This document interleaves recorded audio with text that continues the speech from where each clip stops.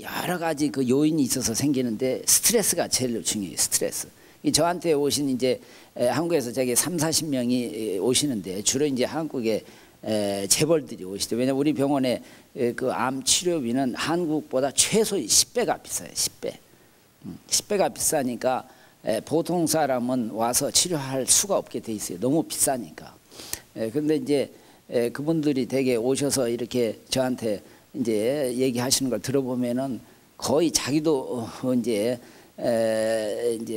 모르던 사이에 여러 가지 이제 뭐 가정 문제, 특히 부부 관계 또는 사업 관계 여러 가지로 해서 갑자기 그냥 그 스트레스가 쌓이는 변동이 생겼 다음에 그 암이 생긴 그런 얘기를 아주 거의 뭐 예외 없이 얘기하는 걸 제가 들었어요.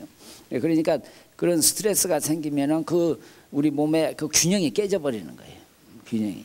그래서 이제 그 유전 인자에 좋은 것과 나쁜 것이 딱 그 균형을 잡고 있는데 갑자기 그 나쁜 것이 더 활성화되는 거예요.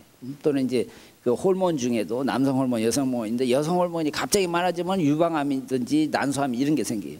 남성 호르몬이 갑자기 더 세지면은 그 다 이제 전립선암 또는 뭐 근방에 여러 가지 이런 이제 그 호르몬에 관계되는 암들이 막 생겨요. 그래서 이제 그런 것을 이렇게 지금은 이제 그 우리가 암을 고친다고는 얘기할 수 없어요. 근본적인 원인을 모르니까. 그러나 그 밸런스를 맞춰줌으로 해서 더 이상 암이 진전을 못하게 그렇게 하는 것이 우리가 치료하는 거예요. 그래가지고 이제 암과 더불어 잠깐 죽을 때까지 살게끔 하는 것이 이제 그게 우리가 최선의 치료를 하는 거예요. 근데 이제 그 치료를 하면서 보면은 저희 병원 가는 예를 들면은 이제 환자가 하루에 보통 2,500명에서 3,000명이 오는데 그 중에 3분의 1은 외국에서 와요.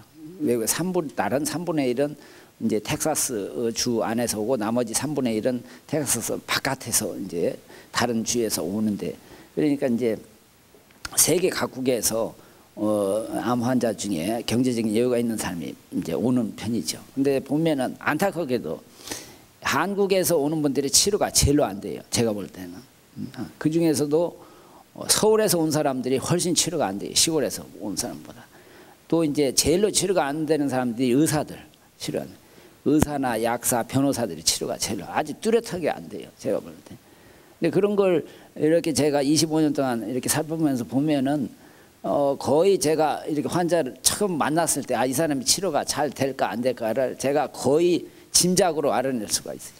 그런데 왜냐 하면은 그 암 치료를 제가 또 아까 잠깐 얘기했지만 이제 처음에 우리가 약을 쓰면은 1차선 약이 아무리 잘 들어도 반절뿐이 안 들어요. 반절. 2차 약이 한 30%, 3분의 1이 듣고 3차 약은 10%. 듣고 이제 실험으로 쓰는 약은 1%, 100명 중에 한 사람뿐이 안 들어요. 지금 현재 나와 있는 약들이. 그런데 요 약이 이 사람한테 과연 들을까 안 들을까는 아무도 모르는 거예요. 그래서 이제 한국에서 오신 분들이 아주 그냥 당황도 하고 이렇게 갑자기 막 신경질까지 내는 분들이 있는데 왜냐하면은 처음에 이제 다 이제 여러 가지 자료를 다 이제 검사해서 그 이제 담당 의사가 이제 치료 방침을 얘기할 때 당신은 이런 암이 이 정도로 진행됐으니까 이런 약을 써야 되는데 우리가 쓰려고 하는 약이 한 5가지 정도 되는데 그 중에 한 2-3가지를 당신이 골라 잡으세요. 이렇게 얘기한다고요. 그러면은 그분들이 이게 세계에서 이름난 암병원이고 또 대가들이 있다고 해서 왔는데 뭐 나더러 골라 잡으라 하니까 이게 기가 막힌 일이죠. 알 수가 없잖아요. 근데 그게 아주 그럴 수밖에 없는 것이 저희 병원이 그렇게 아주 세계적으로 이름난 암 다루는 사람이 있어도 의사 3 중에 한 사람이 1년에 한 번씩 고소를 당해요. 미국에서는 현재. 왜냐하면은 이렇게 이제 치료를 해서 잘 들을 것처럼 하다가 치료가 안 되면은 미국 사람들은 고소해요. 왜 치료 비싼 돈 해서 치료를 한다고 했는데 왜 안 듣냐 이거야. 그렇기 때문에 절대 우리 병원에는 의사들은 당신이 치료를 해서 잘 듣겠다 안 듣겠다 이렇게 얘기를 할 수가 없어요.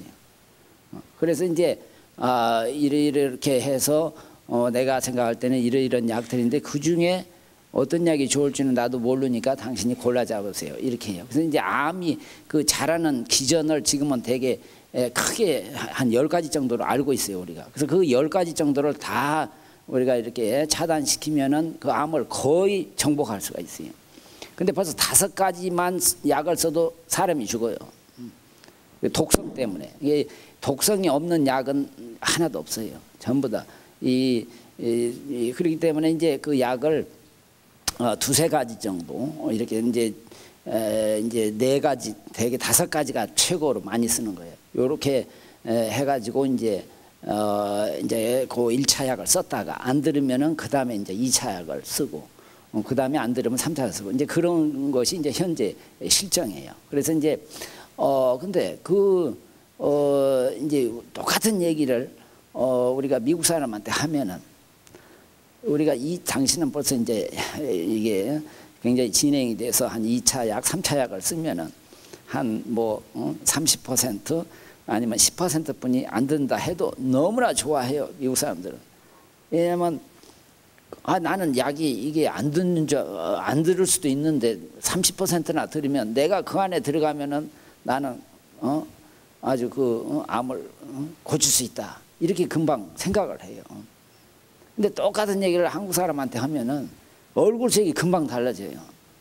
한국 사람 30% 듣는다 하면은 그건 쓰나마나다, 이렇게 생각해요, 한국에서 오신 분들은. 그러니까 그만큼 그 생각하는 거에 그 차이로 해서 반응이 금방 달라요. 더군다나 이제 그렇게 설명한 다음에 이제 이렇게 대충 그 부작용을 이제 얘기해요. 이 약은 주로 이제 구역질을 한다. 이 약은 주로 이제 머리가 빠진다. 이 약은 주로 이제 뭐 가렵다든지 뭐 이런 것이 있다, 이렇게 얘기하면은 미국 사람들 그러냐고.